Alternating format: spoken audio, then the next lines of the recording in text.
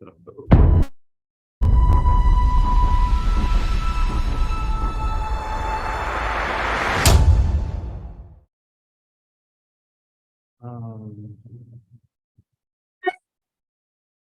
afternoon, everyone, and welcome to today's edition of Black Health Trust. We are so happy that you have chosen to spend some time with us, and we trust that you will enjoy be benefited, I think is a better way of putting it, benefited by the conversation that we plan to address today. We are going to be talking about the issues around Black maternal health, and we have none other than the president of the National Medical Association, Dr. Garfield Clooney, who is an OBGYN and specialist in maternal and fetal medicine.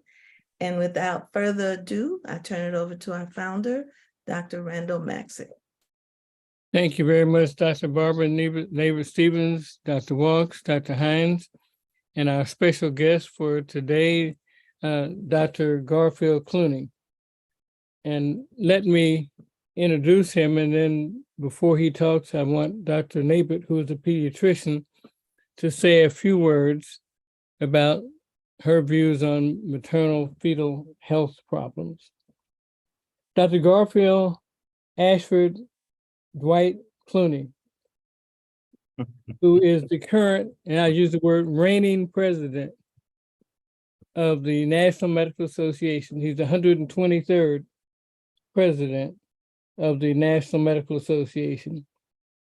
He is associate professor of OBGYN at NYU, and he is the vice chair of the Equity Inclusion Committee of that department. He is a specialist in maternal fetal health and is also associated with the Jamaican Global Project of Maternal Fetal Health. And being Jamaican is something that's very dear to me since I happen to be married to a beautiful Jamaican lady. Mm-hmm. So I will introduce Dr. Neighbor-Stevens to say a few words before Dr. Clooney starts his discussion. And we're going to ask him questions. And we want this to be an open discussion, no holds barred. Thank you very much, Dr. Neighbor-Stevens. Thank you, Dr. Maxey. I want to take a couple of minutes to address why I wanted us to have this session today. Yes, there's a lot of conversation in the news about the Dobbs decision and the impact of the reversal of Roe versus Wade. But I want us to recognize that the issues around maternal health have been with us for years. Years ago, 25 years ago, I lost a 13-year-old patient after she was delivered by C-section. She asked to see her baby, said, "That's good," and died on the table right then. And I think many clinicians can relate to you issues with discrimination and discrepancies in the state of Black maternal health. But what really brought it to a head for me was about 5 years ago now. In Tampa, a fairly young Black woman delivered on July 2nd and went home, and on July 3rd developed a terrible headache. And she called her mother. Her mother came over and recognized that something was really wrong, and they called EMS. EMS came and said that before they would take her to the hospital, they had to pay her. She needed to just admit that she drank too much on the 4th of July. And the family could not pay, and they left, and the mother took her to the hospital where she subsequently died from a stroke. Now, I was incensed when all of this went down in Tampa. And it was eye-opening to me because I didn't know EMS wouldn't take you if you couldn't pay for it. I just assumed when you called EMS, they took you. I was even more incensed when I did not see the outcry in the community that I felt this incident deserved. And I'm sure it is not an isolated incident. And as a result of that, I encouraged and was supported by my sorority sisters in our developing and initiating our own Black maternal health program as an outreach project of the Physical Mental Health Committee of Delta Sigma Theta Incorporated Tampa Alumni Chapter. Now, I wanted to put this out into the atmosphere because I don't want us to get it. You have a right to whatever opinion you want to hold considering abortion. I am not bringing this today as a pro-choice or not issue. What I want us to understand is all of this, as usual, is having a double whammy impact on the Black community. And we need to not get sucked up and diverted from the real issues affecting our society. And that is why I felt so strongly we needed to have this conversation today so that we can not get it twisted and understand what's happening to our community by the greater society. So without further ado, I will turn it over to Dr. Garfield Clooney. Well said. Thank you. Thank you very much, Dr. Nabert Stevens and Dr. Maxey as well for this invitation to participate in the Black Health Trust today. Let me know if you can't hear me well enough. I hope you can. Great. You know, and thank you all also for being here and participating today. You know, at this time, you know, women's health, women's human rights is under attack like never before. And when we talk about, you know, the issues and the stories about maternal mortality, again, like you said, these are issues that are not new, that are not 5 years old, not 10 years old, that they're from the dawn of time. And I think part of it is, and I don't want to jump too far ahead, but I think part of it really is, you know, we have to call it what it is racism. And part of it is we don't take the health in this particular case of Black women seriously. I mean, if it were a white woman calling for an ambulance because she just delivered, having an excruciating headache, there would be no question about what would happen. But in our community, time and time again, these are the things that we're faced with. And it's difficult to explain why. We do know that the social determinants of health affect our health outcomes. And we do know that sometimes the areas, the areas that we live in may not be the best areas for our own health, but sometimes we don't have an option but to be there. And sometimes we are sort of forced to be there. I mean, thinking back to, you know, when I talk to the medical students at NYU about equity and what's happening in maternal health and why we talk about equity and how we need to increase services and things to the underserved communities, you know, I say we have to take this all the way back to slavery. We have to take this all the way back 400 years because we as people were brought here as subhuman, substandard, like we were not supposed to be equal. And that has perpetuated throughout the years with redlining and black codes and Jim Crow, all of it. You know, and if you think about the redlining and the Jim Crow and not being able to work certain places, not being able to go certain places, you realize that this all sort of led to also what we call the social determinants of health today. And so we really have to, as I tell everyone when I give a talk, and I don't want to go all over the place too much, but we really have to take voting seriously, because the only way that we are going to improve things in the Black community and the Black and Brown communities is voting in people who believe or who are interested in the same interests that we are. You know, the presidential elections are very important, but the local elections and the elections of your congressional members are extremely important. because and your governors too, because those are the people who determine where the money goes. And money is what we need in some cases to overcome these issues. But I'll say that in terms of where we are today with women, there's three main things I think that stand out. The overturning of Roe v. Wade is an issue, because of that, there have been at least 13 states, probably 13 states I know, that have had trigger laws that went into effect that restrict abortion in their community. As well as other states that are making abortion extremely difficult and making it difficult for doctors to practice and talk to patients about their options. And so what that does is that creates patients having to leave their area or leave their state to go somewhere else if they desire that they want to have an abortion. And, New York State, fortunately, we're a state where our governor, since Roe v. Wade was overturned, she put in specific laws to strengthen abortion access, to strengthen abortion care, and to also protect doctors who care for patients from other states, because there was a threat that those doctors would be prosecuted too, which I think is just crazy.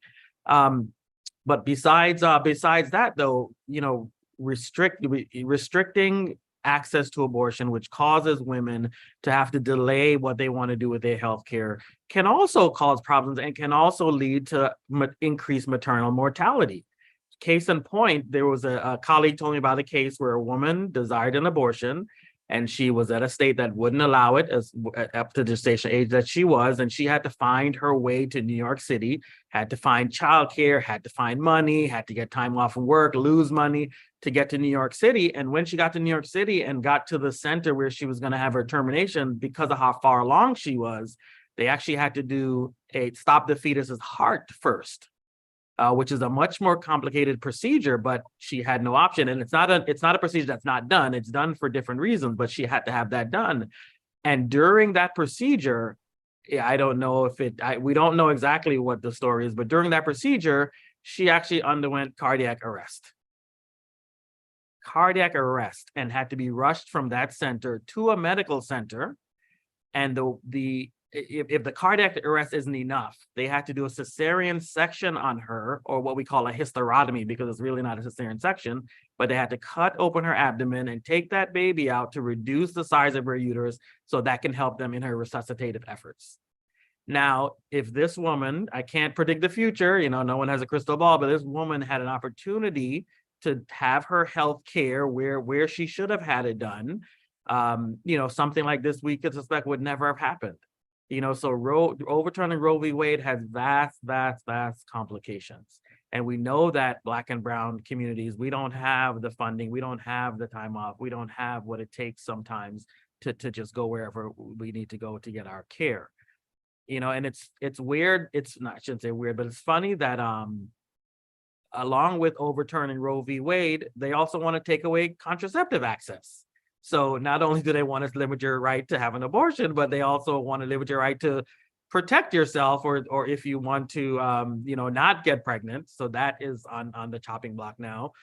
And thankfully, our president signed an executive order on Friday, expanding and protecting the contraceptive access nationwide. I mean, this is a real assault on women for reasons I just can't understand.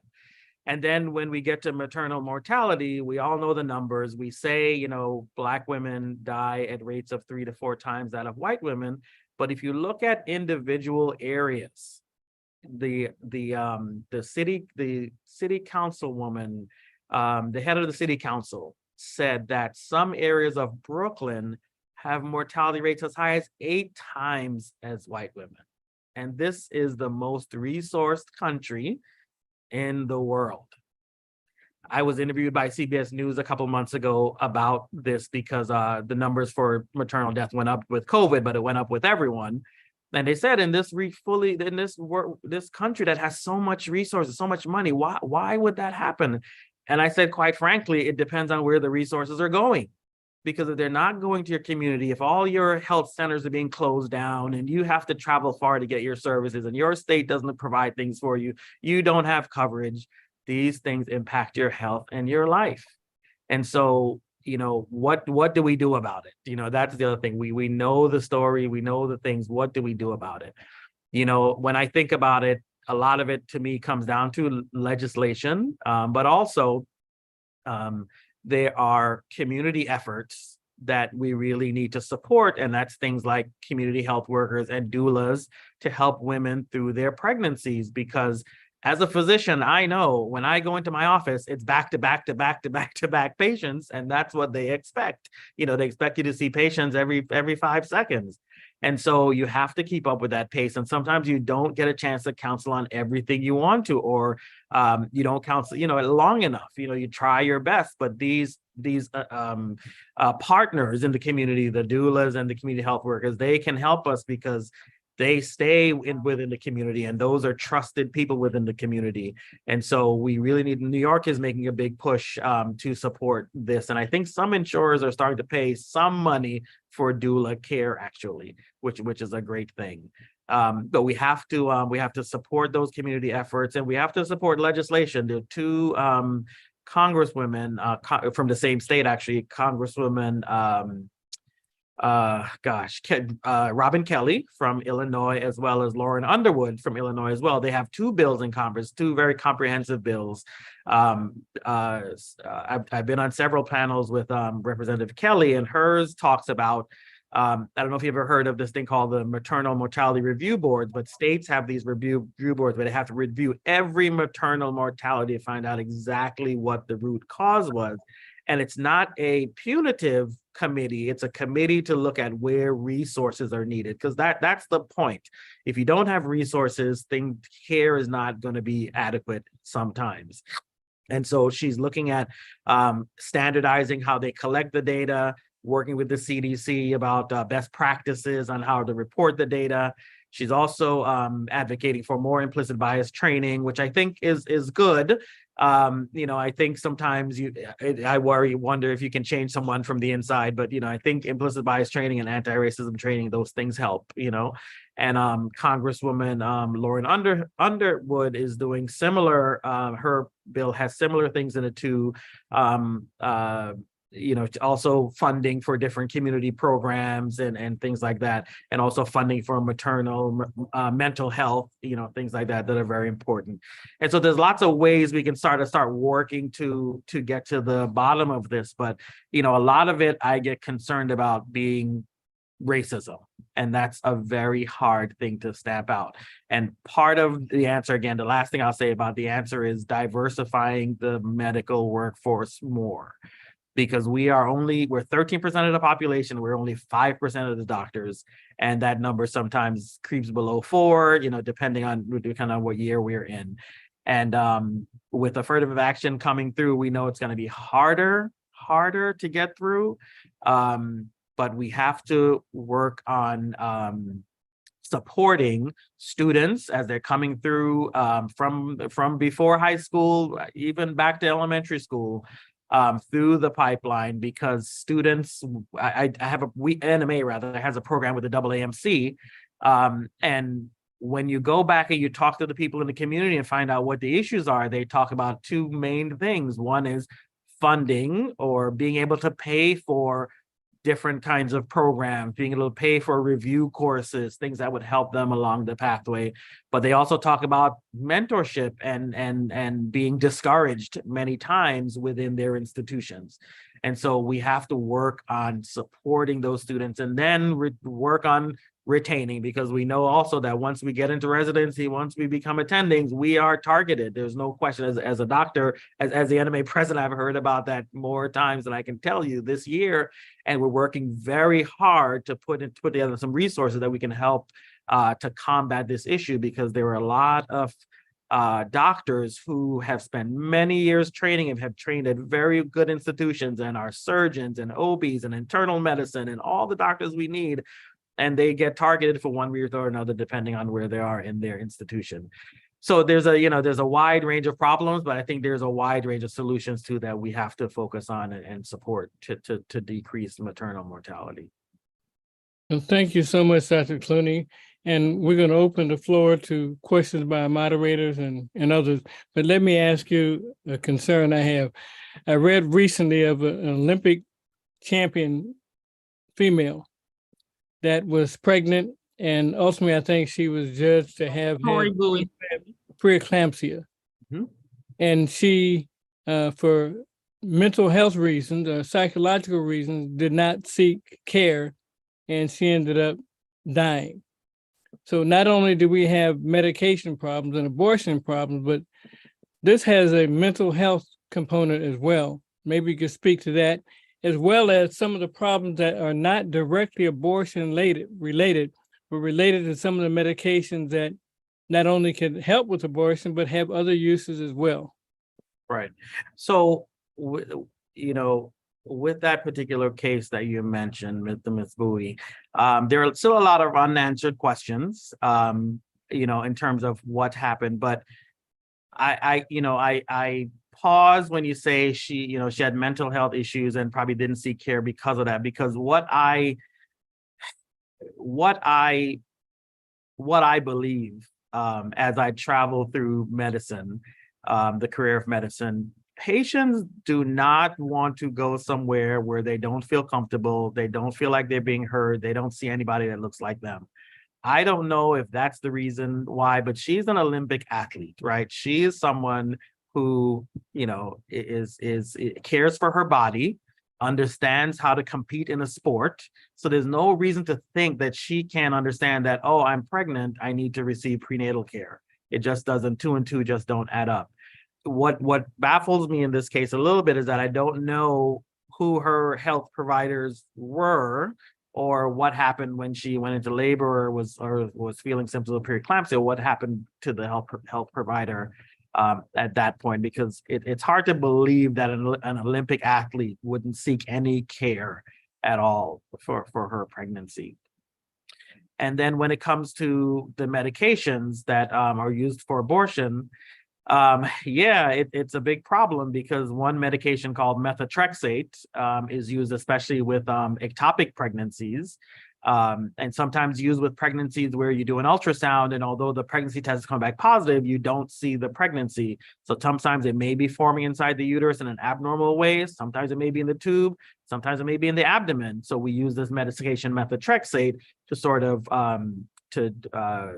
for lack of a better word, to sort of kill the beta HCG cells and to end the pregnancy. But this medication is also used with rheumatoid arthritis and probably some other medical conditions. And I've read stories about patients going to pharmacies to get methotrexate, being questioned, having to go and get a second doctor's letter to say exactly what it's for, all these kinds of challenges. And misoprostol, which is a common medication used for abortion as well, there's a lot of restriction on that too, and sending it by mail. They're threatening they won't be able to do that. And so it's just an all-out attack on, women's ability to control what happens with their body. And, we really have to work towards these solutions to combat this. Well, thank you. Before we go to our moderator questions, I understand one of our presidents of our local medical society, the Charles Drew Medical Society, has her hand up. Dr. Cutter, and then Dr. Neighbor, you're next. Thank you, Dr. Maxey, and good afternoon, everyone. It really is a pleasure to hear from our NMA president. So, Dr. Clooney, we really appreciate you speaking on the Black Health Trust. And I wanted to bring up an issue that I think is kind of permeates the maternal mortality situation, and also outcomes in the area that I specialize in, which is surgical oncology, and that is pain complaints.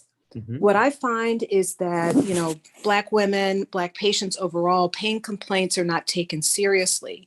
And what ends up happening is that certain symptoms and conditions are allowed to progress in inpatients that end up with a poor outcome.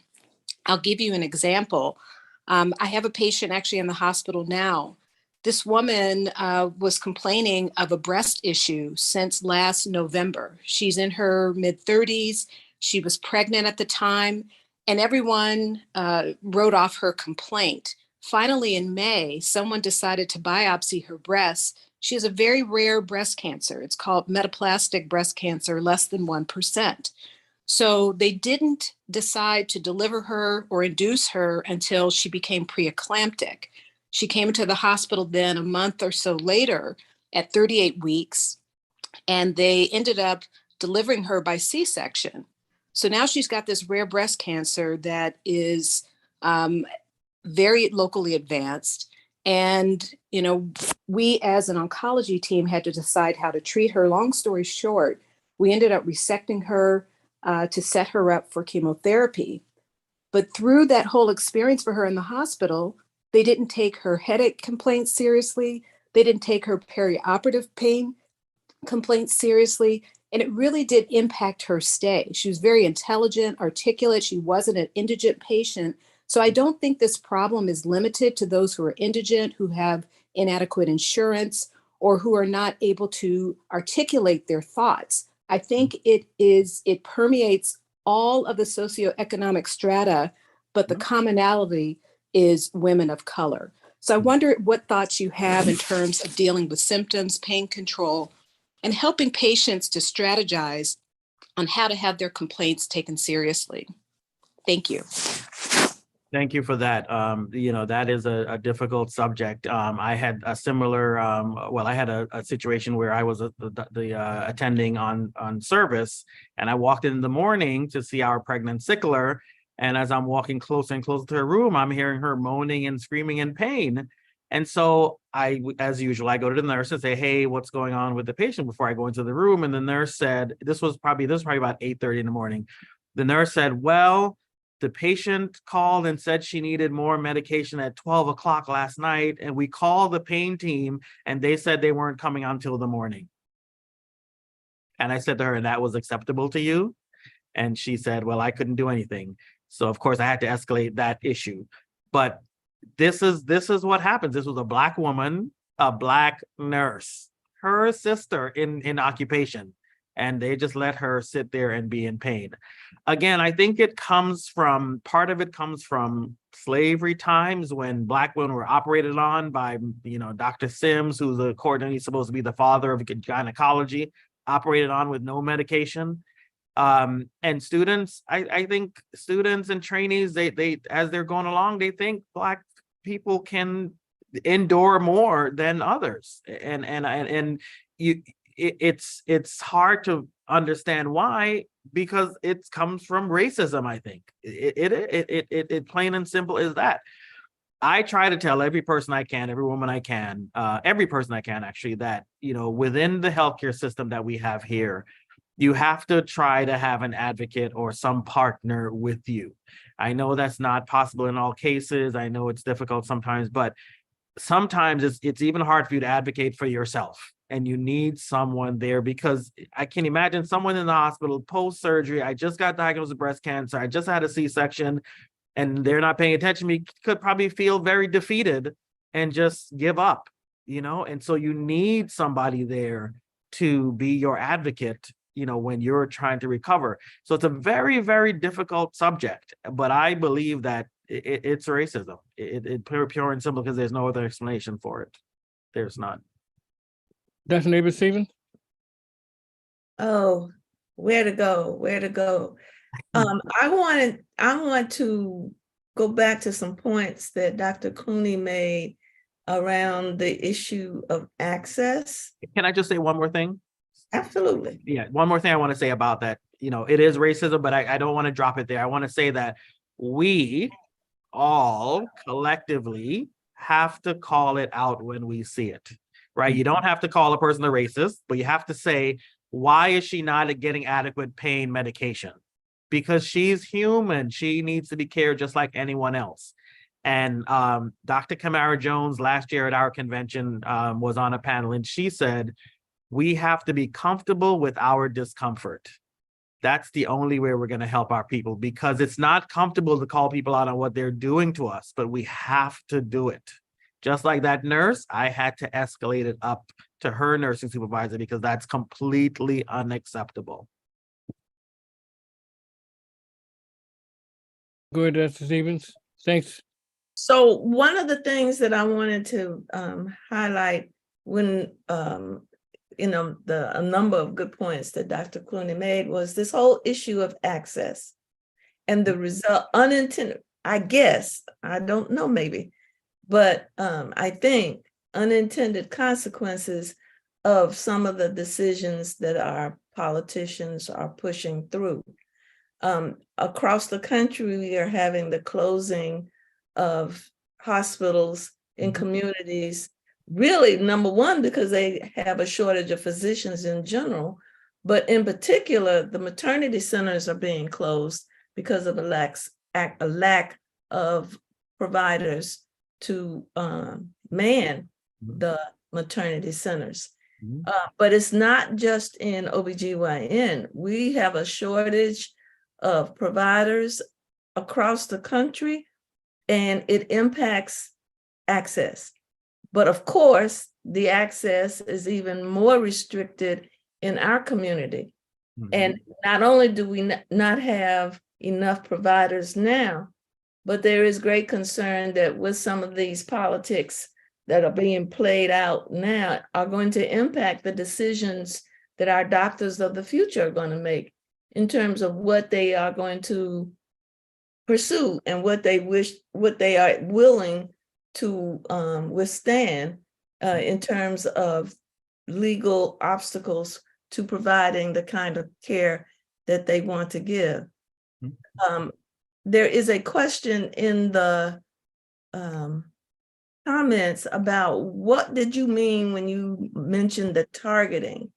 And I would like to invite other academic physicians on the call to feel free to comment on this issue as well.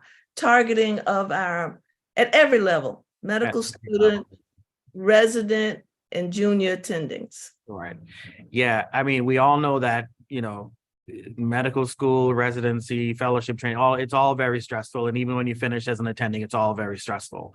But what happens is because of implicit bias or racism, however you want to call it, we find that some Black providers are being targeted. And when I say targeted, I mean they're being scrutinized for their work and also told that they are exhibiting unprofessional behavior. So I've had many doctors come to me this year and we are trying to help them with issues. And every time it always revolves around your professional behavior. And that is not well defined at all.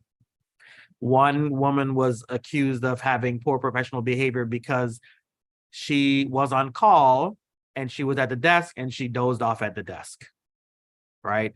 She was on call and I think they saw her wear socks and no shoes, maybe from the call room to the bathroom or something. And she got targeted for that. A pediatric surgeon, okay? Someone who's working long hours, not about her work. That's how they started. And then they started to pick apart every single thing she did every single day with their interpretation. And she sent out her work, her charts that they complained about to other pediatric surgeons, only for them to return and say she met standard of care in every one of these cases. But this is what we're going through. And some doctors really, when you start to target them, they retreat because we all have imposter syndrome. We all feel like we don't belong there. And when you start being scrutinized, you feel like, oh my gosh, I'm a bad doctor, I'm a bad this, and you start to retreat. And many times you don't ask for help until it's too late and they've really gone after you. So that is a real problem that we're facing, and we're trying to develop some resources to give to the trainees as well as the attendings on once you sense at all that this kind of thing is happening towards you, this is what you need to do before you speak, before you sign anything, before you do anything. Come to the NMA for help, because we will be setting up some resources for help. Now, I don't recall what the second question was, Dr. Napier-Stevens. No, that was the question. Okay.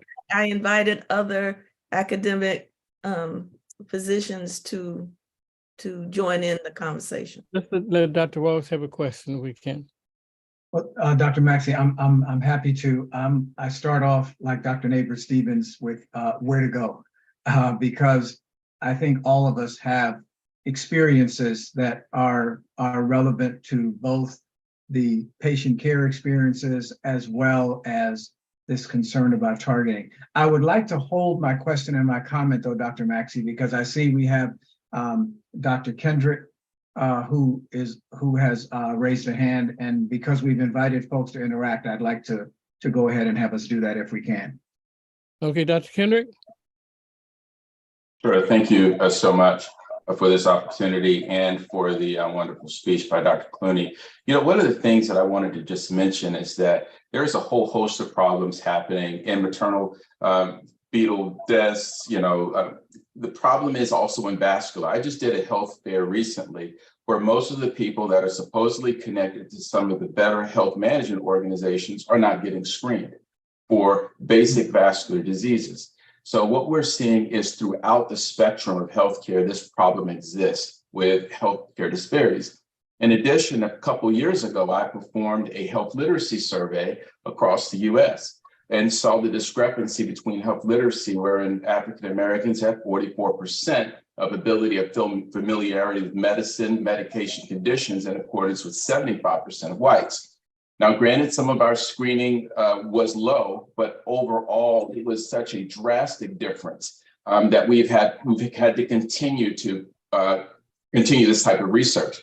There's a couple of things I wanted to mention, which is I think overall, really moving towards solutions are important. As Dr. Clooney said, being able to get legislation involved is key. One of the things that we've been doing, particularly in Southern California, which has involved many of the NMA chapters around the nation, which we hope to also really push that issue on a national level, is working on several plans with actual congresspersons dealing with those issues of how we can actually protect our residents when it comes to residency programs and training. We're working with them in regards to STEAM programs and how to institute these and develop these pilot programs. We're working in particular, a big issue has been residents, right? This new bill that's come out, that's in Senate and House of Representatives dealing with 16,000 residents that they want to increase with no way of how to actually improve the workforce diversity. These are actually issues on the table that we really have to address. And so I think it behooves us all to sort of coalesce with the organizations, whether it's our fraternities, whether it's our medical societies nationally as well, to get around these issues, because that's what's going to make an impact when it comes to interfacing with these congresspersons. The second thing I wanted to mention is about solutions. When we talk about health inequities and health disparities, and I think what's happening in Illinois is really key, right? Being able to look at the data and determine what's actually happening when you go through that system. But the problem is when we talk about structural racism, the structure in itself is inherently flawed. Mm-hmm. And so when we look at the health system, we look at the way that we manage CPT codes, the way that we look at ICD, the way that we handle billing, and the way that when we start talking about the medical record in itself, it also needs to be revamped. And so some of us have been focused on those kind of areas. It's how we can actually start to create change. Again, this takes support. But when we start talking about ways and solutions, it involves legislation, and it also involves research and our ability to be able to coalesce collectively together around those kind of solutions. So that's all I just wanted to mention, is that I agree with what we're saying, but this is so rampant. It's covering so many fields of healthcare, and we really do need to start looking at ways to coalesce together, to push these types of consortiums to get things done, as well as develop research to actually remedy some of these topics and issues. Thank you.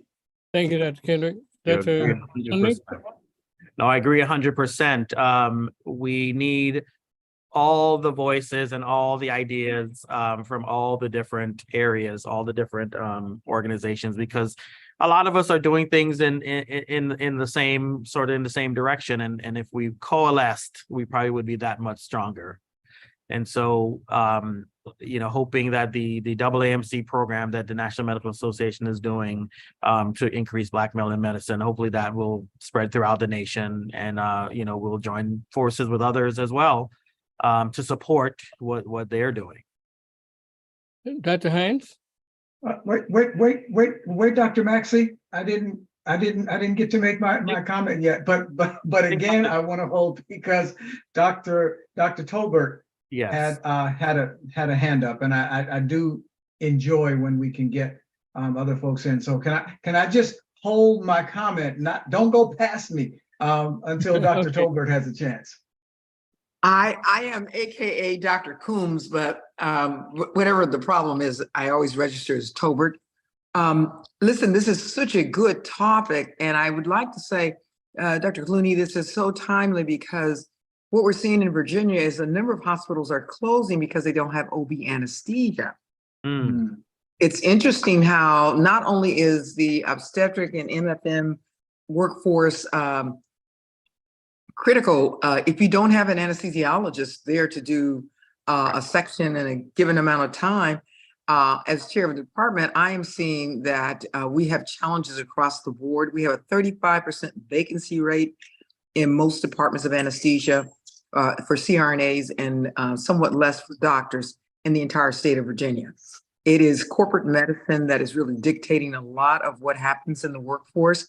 But I do want to talk about something that is really problematic, and I'm seeing this, is that a number of institutions have acquiesced to having non-physicians care for minority and Medicaid populations. Scott White Clinic actually did a presentation and was willing enough to actually announce that in a national meeting that if they don't have commercial insurance, they'll see an APP, and if they have commercial insurance, they'll see a physician. And this was one of the ways in which they address access for patients in their population. This is huge. Now, it may not happen at every institution, but there's something about the quality of care and the oversight of APPs. I work with APPs, and I'm not saying anything negative about APPs, but I am saying that when you have a two-tiered system in terms of healthcare outcomes, especially obstetrics, it becomes paramount. And the latest trend is that with nurse midwives, they have total independent practice within an academic institution where they admit, discharge, and they make decisions. It's only in crisis management that the obstetrician is being seen in a lot of institutions. So this is a multi-layer problem, and I think that this highlights some of the issues across other specialties as well. So thank you very much. Thank you. Yeah, that is very true, and we're also seeing that community centers or local medical centers are closing because a lot of the hospitals are consolidating their specialty care within the big medical center, and then that leaves the smaller medical centers with just sort of the primary care. They don't collect as much funding, and they're not as financially viable, and then they shut them down. And a lot of times those are in areas with Black and brown communities, and it's really bad for our outcomes. I just want to say, someone asked, and I want more people to weigh on this if they can. Someone asked in the chat, what should we as patients do to help you help us? That's a good question. Be as vocal as you can be as a patient. And again, try, if you can, have someone with you when you go into the hospital, or even sometimes when you go into a doctor's office for a complicated a diagnosis or explanation, because sometimes it's very difficult to absorb, what the provider is trying to tell you. But the other thing in terms of helping the system in general is what I've heard a lot this year as well from especially politicians, is that they need the stories. So they can write the legislation and they can put together what needs to be put together, but they don't know what's happening in the community unless we, as their constituents, citizens, tell them. And so that's the other thing. I know it sounds daunting to maybe to get involved with your local political leaders, but it's not that hard. And they all want to hear from you. They want to hear from all of us. And also, very important, our Congress people are home on the weekends, usually doing different community events. And so we really need to get the ear of those folks to tell them the plight of Black folks, because they say they don't hear from us. They don't hear from us. Thank you. Thank you so much, Dr. Wilkes. Thank you, Dr. Maxey. Wow. Dr. Clooney, several things. First of all, thank you so much for being with us. Thank you also for starting off with the solution, one of the solutions, us being involved legislatively, us being involved in policy. So many times we're just inundated with the bad stories, with the sadness of working in many communities, and we need to know what to do. Thank you for addressing the question in the chat about what we can do. I wanted to share just a couple of quick things about, quick story. Last week, my mom was in the hospital, and a couple of my sisters are there. They're both college graduates, very intelligent, they're educators. And I'm talking with the doctor, with them there, and the doctor is saying to me how it's so good to have someone who can really, someone in the family that we can connect with, who can really understand what's going on. And it was all I could do not to say to him a bad word. We talk about health literacy. I think as someone who has been on the faculty at places like Howard and GW and other places, we need health literacy. It is ridiculous that a physician can't explain something to a regular non-doctor person in a way that they can understand it. I think we have to stop it. We have to stop asking people to become literate, and we have to become literate, because if I'm talking to a person about something that we doctor people or health people are doing to their body, and I can't explain it to them in plain English, no, I don't know of any other discipline where we expect you to learn our discipline. When I've been in public service, we have to write things at a third grade or a fourth grade level. It's a policy. We have to do that so the public can understand. But on the doctor side, we want you to become literate. It's ridiculous. What I do when I'm seeing a patient is I say to them, I don't believe in doctor's orders. I believe in doctor's agreements, because people don't like taking orders, especially folks like me. I don't like that. So I want you and I to agree about what our next step is. So I ask people, and Dr. Clooney's right, we don't have a lot of time. So I ask people, I say, can you send a note back to my office? When you get a chance, can you send an email back to the office? I'll tell you who it's going to, so you don't have to worry about the whole state knowing what you're doing. Tell me what you and I agreed to. Tell me what medicine we agreed to. Tell me how much we agreed to. That way I can go back later and I can know that the person I saw and I are in agreement. It's on me to be able to explain something to someone in a way that they can act. It's great that you understand all about healthcare. It's important that you understand what I'm asking you to do, and I understand what you are doing.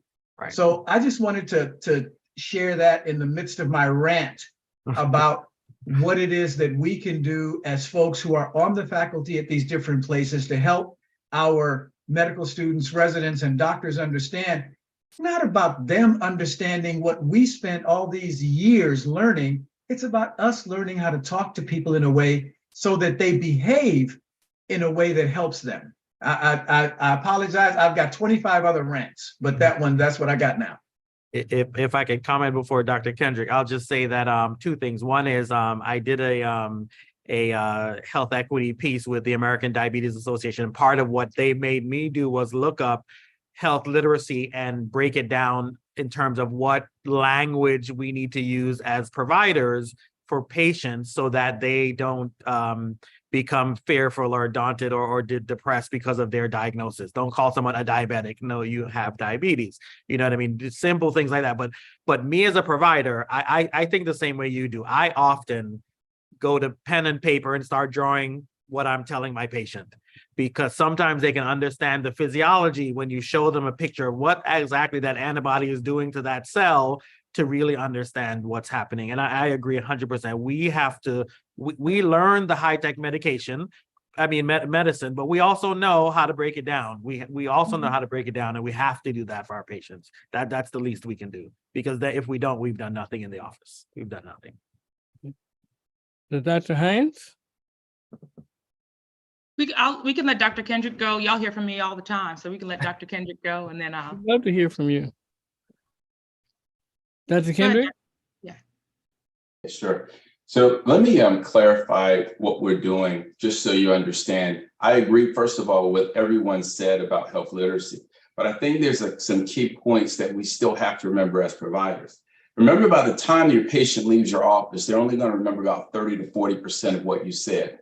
And I have spent so many years, over a decade, drawing for patients, talking to patients, having them repeat it, saying it 9 different times, and inevitably they come back still having the same questions. I've actually changed my practice now to where I actually have stepwise progressions. I only talk about a certain percentage that they need to know at each visit, and it rapidly advances throughout. Something else is that was so daunting is the amount of literacy discrepancies between these races. That's something that has been replicated at Harvard as far as studies. So the question is, when we talk about solutions, how is it that we're able to use technology in particular to start helping patients understand? So one of the things we've been doing in particular is, in addition to the health literacy, we actually received an NIH grant to work on developing a biomedical device to help patients that have had a stroke actually be able to take medicine. As you know, they often only have one hand to use many times with disabilities. Well, we're infusing this type of health literacy within these types of software within these devices. These are things that can happen when we start talking about patients using medical records. We need to be able to understand how to communicate to different races, right? Different ethnicities, and actually convert medical language back into terms that they understand. So when I'm talking about health literacy, when I'm talking about solutions within the health medical record, when we're talking about ways to actually impact people long-term, this is what I'm talking about from an academic standpoint of research and how we can use research, how we can use technology to actually get rid of that gap. So instead of relying on how we tend to do it overall and continue to learn, we actually input mechanisms to actually provide solutions that can be sustainable and that can continue to grow in the future. So just to clarify, when we're talking about health literacy, that is really the goal, because patients just don't absorb it all, no matter how many times you talk to them. But over the time, they'll start to learn a little bit more. Thank you. Thank you. And a part of that health literacy depends upon cultural competence, and different cultures and different ethnicities have different ways of communicating. And it's our job, like Dr. Walk says, to be able to break it down and not use the 19-syllable words when we don't have to. The great state of Maryland has a family practitioner that we want to hear from. So my question is largely around, we've talked a lot about at the population level and at the policy level, things we could potentially do, but to that Black female that is of childbearing age, what's the message, right? That if you're terrified, right? Because we've known that these statistics on mortality cross socioeconomics. It's not about it's not your education level. The outcomes are different, and it's not enough to just get prenatal care. What's to do? What if at the individual level, what's to do to theoretically, as much as possible, try to keep yourself safe? Like on a personal note, with my first one, I had pregnancy-induced hypertension. With my second one, I delivered, thought I was cool, and then managed to have postpartum preeclampsia.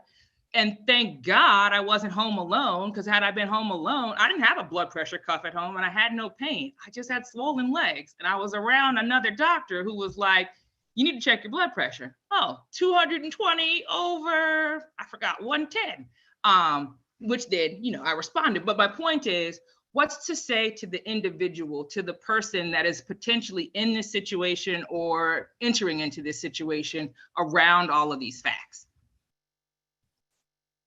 Tough question to answer, but I can only suffice it to say that, and I think this applies to every area of medicine, is as a individual, you have to know your body, right? That's the first thing, right?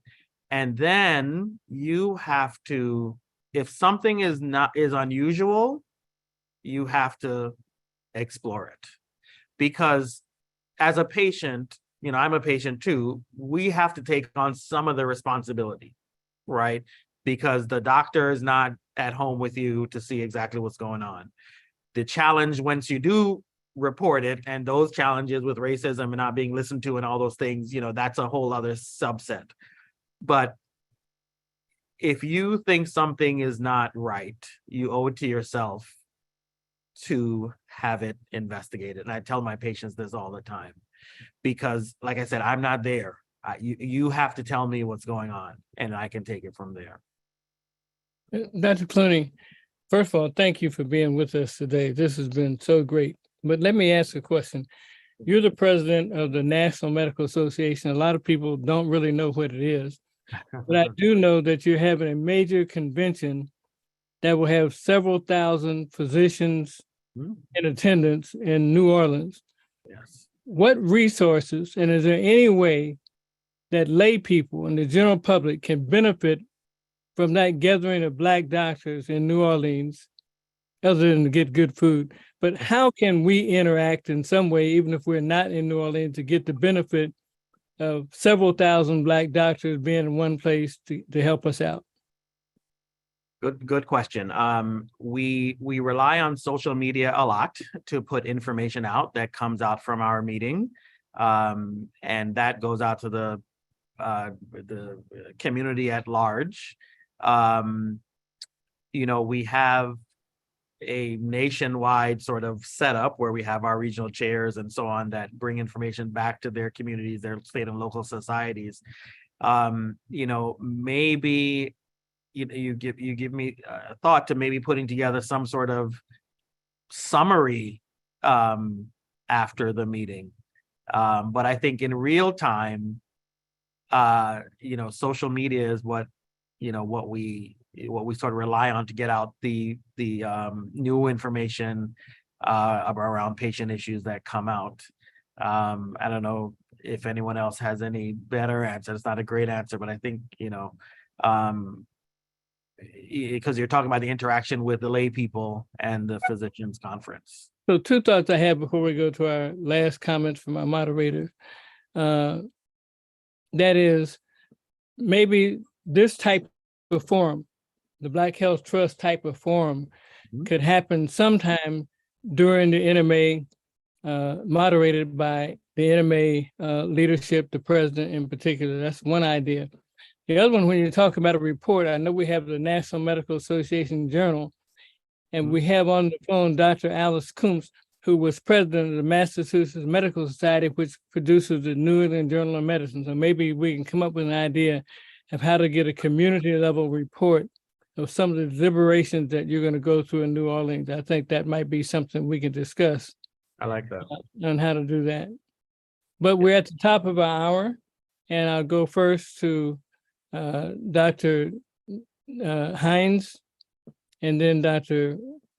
Walks, and then Dr. Neighbor Stevens for last comments and questions, or anybody that they want to recognize in the chat. I think there's a Dr. Maxey, Dr. Sherrod has had her hand up for a few minutes. Okay, let's go to her. Oh, good afternoon. Thank you so much. Let me just commend the whole group here on such an excellent forum. And thank you, Dr. Clooney, for your excellent presentation. I just want to emphasize two things. I think we as physicians, and I think we have to kind of start with our family. And I've been doing this in my family. I want to make a comment about advocacy. I tell my family members, because you're usually intimidated by doctors when you're there with them. I say, you know your body, just as Dr. Clooney said, you know your body better than anybody else. If the doctor says something and it doesn't feel right, say to the doctor, this doesn't feel, you don't have to have the big words. You don't have to know all of the terminology. Just say, this really doesn't hit me right. Can you explain? And then I'll give you two examples of where it's important for us as physicians to interact on behalf of our family members. I had a sister-in-law who's going for coronary artery bypass surgery. They were going to do it on a Friday. I called her and she said, oh, I'm going on Friday. I called her thoracic surgeon, talked to him, just told him, look, I'm just a pediatrician. I don't really know anything about, not much about cardiovascular surgery, but I was just wondering, why are you doing it on a Friday when, the hospital staff is low on the weekend? Went back to her room, changed it to Monday. I had a great-grandniece in sepsis, 18 months old, had been mistreated because she was sent to the emergency room grunting, sent home on steroids, went into septic shock, had to be airlifted to a hospital an hour. My niece called me and said, you know, my grandbaby is just not doing well. Can you talk? I called at 11 o'clock at night, told them, the doctors were not there. The nurse told me, well, they just stopped one of her antibiotics and blah, blah, blah. I said, look, when the team make round tomorrow, tell them that I am a pediatric infectious disease specialist, and I'd like to talk to them about what's going on with my niece. Do you know, they never called me back, but the grandmother called me and said, you know, the baby is doing so much better now. She said, I think if you hadn't called, they were going to let the baby die. So it's so important for you to utilize your MD. If you have a family member or a friend, just call and let them know that there's somebody who knows what's supposed to be going on. And I think that helps. And I know we have to go That's off. right. One thing I'd like to comment on in that regard, my family uses me. I have a lot of nieces and nephews that I don't even know, but I say, I'll be your uncle and I'll call into your doctor if that will help. And you're so right on what you're saying. Let's go with our final comments. We're at the top of the hour, I believe. Let's start with Dr. Clooney, actually. Well, I think I talked a lot today, but I would just say that, you know, the crisis we're having with maternal care, maternal mortality, you know, we can't focus on that and leave out all our other issues that are going on in our community. But like Dr. Kendrick said, we need to coalesce our efforts and focus and work towards solutions for our people, because no one else is going to do it. We see that time and time again. And as the Genome Project told us, we're 99.9% the same, but there's a 0.1% difference. And they say that probably our environment accounts for that 0.1% difference in our outcomes, because the genes get turned on and off based on your environment. So there's no reason why we're having these horrible outcomes when the whole country isn't having the same. And so we need to work together for our people. Thank you so much, Dr. Clooney. Dr. Hines? Thank you again, Dr. Clooney, for speaking on this timely topic. There are so many things that we covered, but I think in the very beginning, you talked about the importance of voting and being involved in your local government just as much as you are in the national government. And to your point about there are consequences to the decisions that were made at these different states levels, and in the states where we continue to have say, right, for as long as we have some say, we have to exercise our right to vote and make our concerns heard, so that then you don't end up living somewhere where you feel like your rights have been taken away from you. Are you saying we shouldn't live in Florida?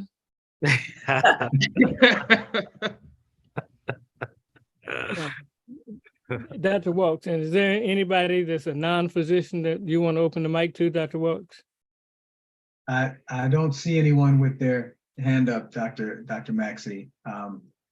And Dr. Maxey, I do enjoy when we are able to open the mic and get comments from others. So let me give my final comments. Dr. Clooney, thank you for your leadership. There's a certain amount of bravery that it takes to come into a leadership position in a large organization, and we appreciate that. And we thank God for those who are willing to lead. It's not ordinary and it's not easy. I also want to thank Dr. Kendrick for his comments and for his work on health literacy. And I meant my comments to be additive to his. There's work on both sides of the doctor-patient relationship that need to be done. And I appreciate those of us like Dr. Kendrick who is willing to get out there and really change how we do things with information. A lot of us have opinions. And in order to go to do the work that Dr. Clooney talked about at that legislative piece, we need the information from the work that folks like Dr. Clooney are doing so that we can speak with confidence and speak facts. So I just wanted to say those two things. The last point I'll make is this is a personal thing for a lot of us, folks who look like us and also folks who don't look like us. I think about the civil rights movement, and when you look at those pictures of Dr. King and other folks who are marching and who are saying this isn't right, things need to change. There were other people in that mix who didn't look like Dr. King and who didn't come from the same background, but who shared the passion for equity. And so as someone myself who spent 2 years doing a fellowship in transcultural medicine, I think it's important for us to recognize that we are not all the same. And all those folks that say, I don't see color, we don't want them to help. We want the folks who recognize that we are different. And at the same time, we can care about humans and we can do things that make a difference. So thanks again, Dr. Clooney, Dr. Kendrick, Dr. Maxey, Dr. Cutter, all the folks who have spoken today. This is so important. Thank you. Dr. Barbara Neighbor-Stevens. Thank you, Dr. Clooney. I hope that you found this hour plus an opportunity to maybe do some things that you hadn't had a chance to do. And I hope that we planted some seeds in your mind that maybe will blossom into other activities in the future. Ms. Hall, one of our regular viewers, asked a very basic question. And I've been thinking about it. I didn't ignore it. I didn't respond to it. I've been thinking about it because I think it deserves a whole program. She asked, what as a consumer can she do? How can she lob her complaints? And given the maze that the healthcare system is, I can understand how this can be a daunting task. And I promise you, Ms. Hall, we're going to come back. I won't say it'll be next Sunday, but very soon we will be coming back and we're going to address that point because it is a critical point. We keep saying advocate for yourself, but we're not telling you how to do it. So we're going to come back to you on that. And thank you, Dr. Neighbor-Stevens. And Dr. Clooney, my hat's off to you for Thank you very spending this time with us and leading this discussion on this very important issue. much. Great. And, Thank you. and I'm looking forward to seeing you at the National Medical Association Convention in New Orleans. And hopefully we can pull together some things that will get more information out to the lay public so they can join forces with us. All 13% of our population needs to be involved in this. And we're going to be here next Sunday. Hope everybody joins us. And I thank all of our moderators and people who spoke on the program. And Simon, special thanks to you, my friend. Have a great Sunday, everybody. Bye. Thank you very much. Bye-bye.